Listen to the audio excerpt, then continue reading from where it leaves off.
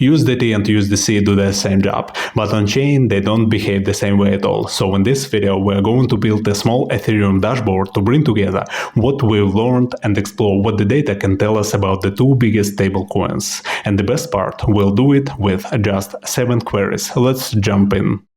I always start the dashboard with the highest level view. First I'm pulling all USDT and USDC transfer events from the last 180 days. To make the query easier to work with, I'm creating a base dataset that contains the transfer date, token contract, sender, receiver, and transfer amount. Since both stablecoins use 6 decimals, I'm dividing the raw value by 1 million to get the actual token amount.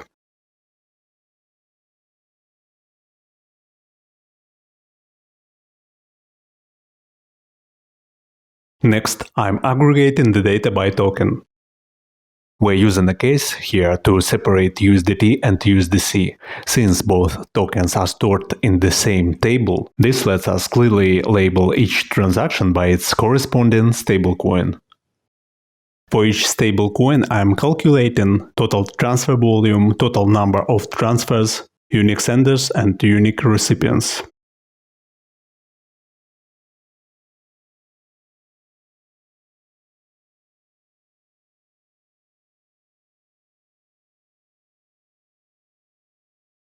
Now I'm giving the query a name and saving it so we can reuse it later in the dashboard. The numbers are very large, so before displaying them, I convert volume into trillions and counts into millions. That makes the KPI cards much cleaner and easier to read.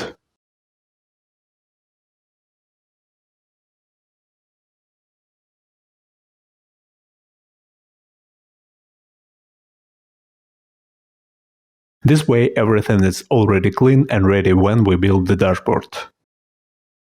Once the query is finished, I build the KPI section of the dashboard.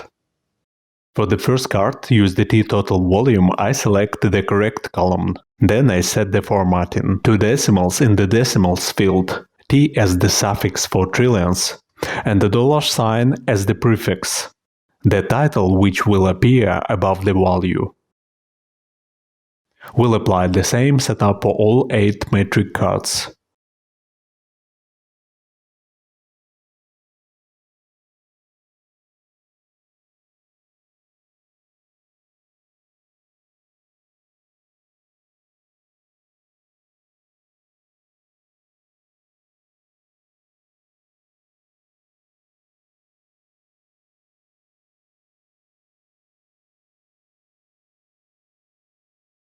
Right away we can see an interesting difference. USDC moves significantly more value, while USDT generates more transfers and attracts more participants.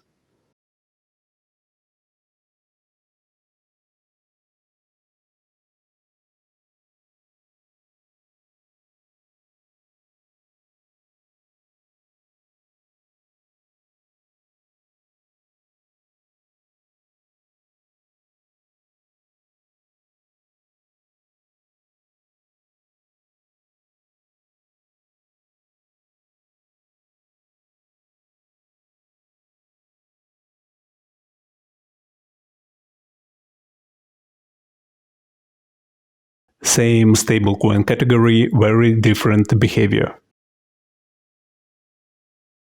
Now let's add these cards to the dashboard and move on.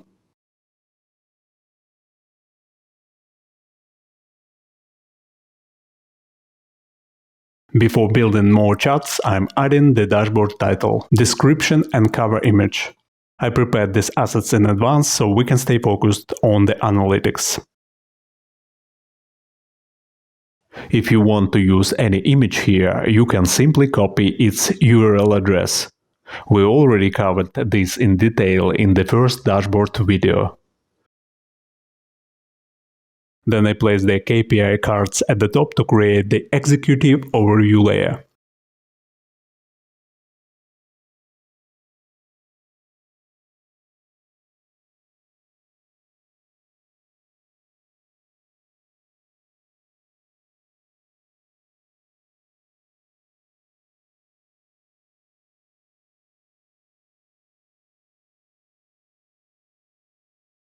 Now the dashboard has a clear starting point. Next, I want to see how activity changes over time. I'm reusing the same transfer dataset, but this time I'm grouping everything by day.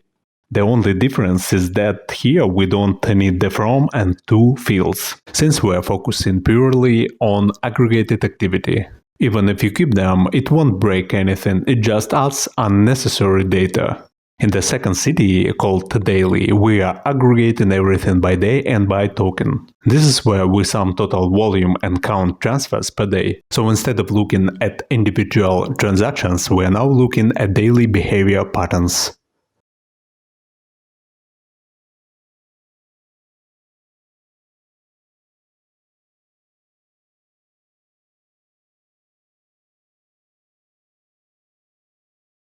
From this dataset, I can build two different visualizations. The first chart tracks daily volume. The second tracks daily transfer activity. Two completely different perspectives. Volume shows where value is moving. Transfers show how actively the network is being used.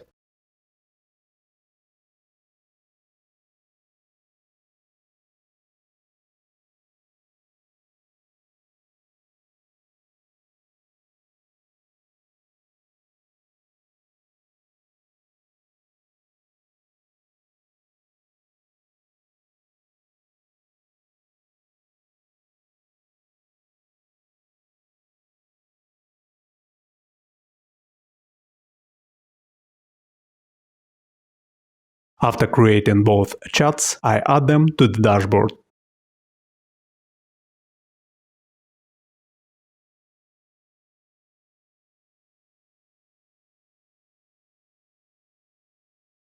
Absolute numbers are useful, but comparisons are often more useful. For this chart, I'm calculating daily volume for each stablecoin. Here I'm again reusing the same base dataset from the previous query. Then I use a window function to calculate each token's share of total stablecoin volume for that day. The result is daily market share percentage.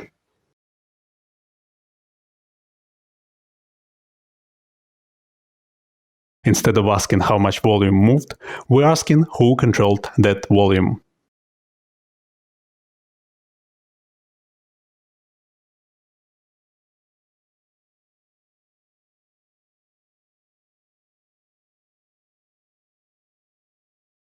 I'm visualizing this as an area chart, but I'll actually add it to the dashboard a bit later, together with the other visualizations. Now we can see how leadership shifts between USDT and USDC over time.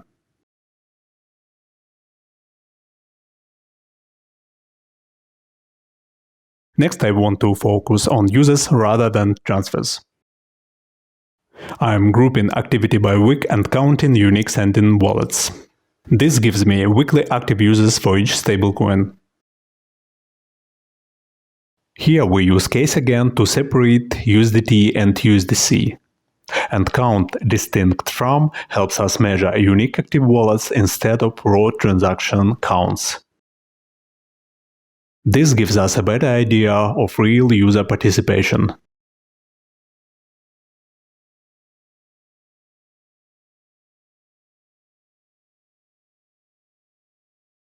Then I use the log window function to compare every week against the previous one. That allows me to calculate both the absolute weekly change and the percentage growth rate.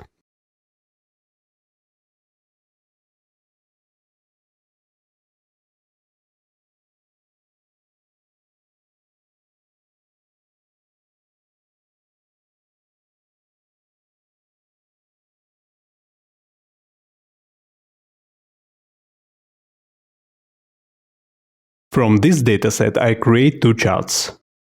The first shows long-term user trends. The second highlights week-over-week growth and declines.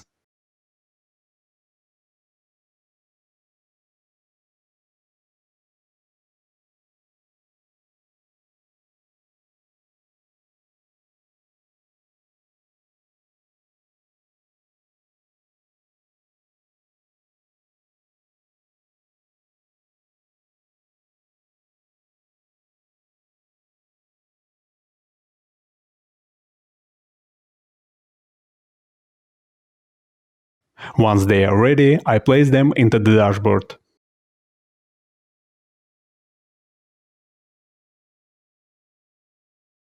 We could also display these results as a table. In fact, I'll quickly show you what that looks like. But for the dashboard itself, I prefer the chart, because it's much easier to spot trends and changes over time at a glance. I accidentally wrote USDC. I guess I just created a new stablecoin.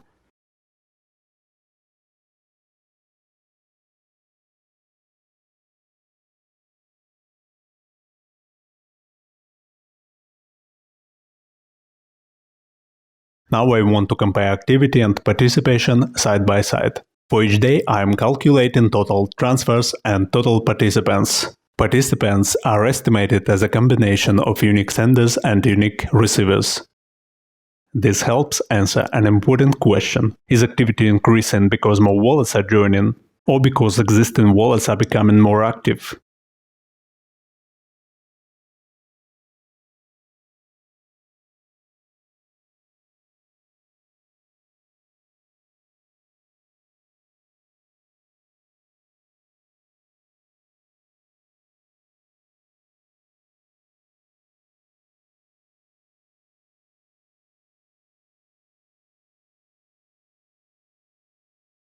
I built two visualizations from this dataset and add them to the dashboard.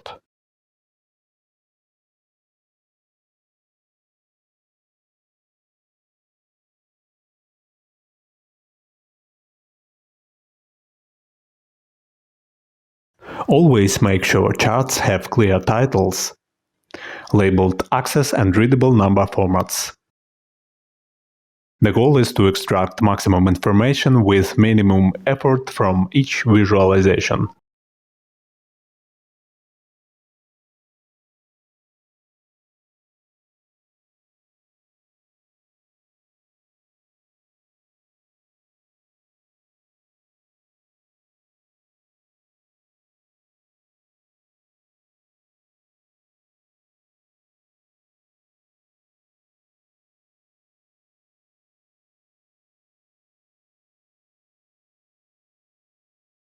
Not every transfer has the same importance. A $500 transfer tells a different story than a $5 million transfer.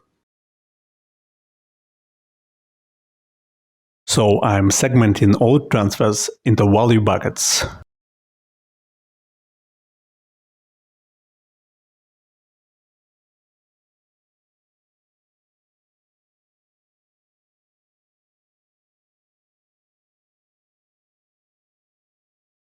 Less than 1,000, 1 to 10,000, 10 to 100,000, 100,000 to 1 million, and more than $1 million. After grouping transfers into these categories, I count how many transactions fall into each bucket. The stacked bar chart helps us understand what type of activity dominates each stablecoin. Is usage driven mostly by smaller transfers or by large capital movements? If we were analyzing a single token, a pie chart will probably work well here. But since we are comparing two stablecoins across multiple transaction size buckets, a stacked bar chart makes the comparison much easier to read.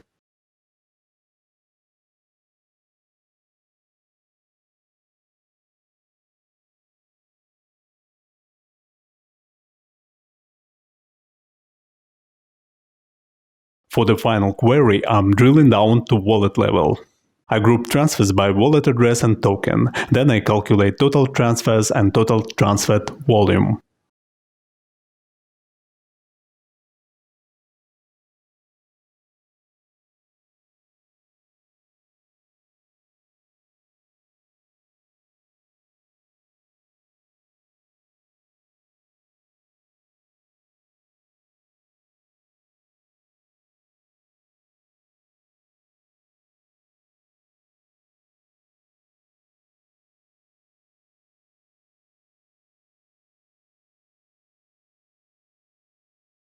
After sorting by transfer count, I keep only the most active wallets.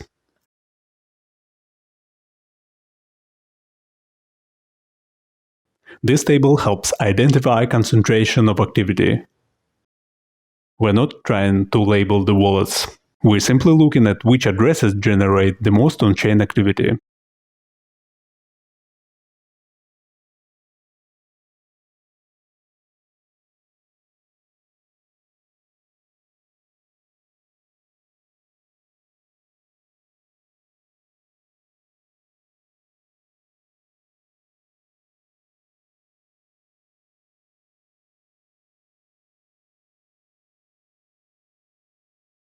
Now all pieces are connected into a single analytical view. USDT leads in transaction activity and user participation. USDC moves considerably more value across the network. Market share changes over time instead of remaining fixed. And user activity grows in cycles rather than in a straight line. We started with executive metrics, added activity trends, measured market dominance, analyzed users, compared participation and transactions, explored whale behavior, and finally drilled down to individual wallets. Thanks for building this dashboard with me. I hope this gives you a few ideas for your own projects. See you guys.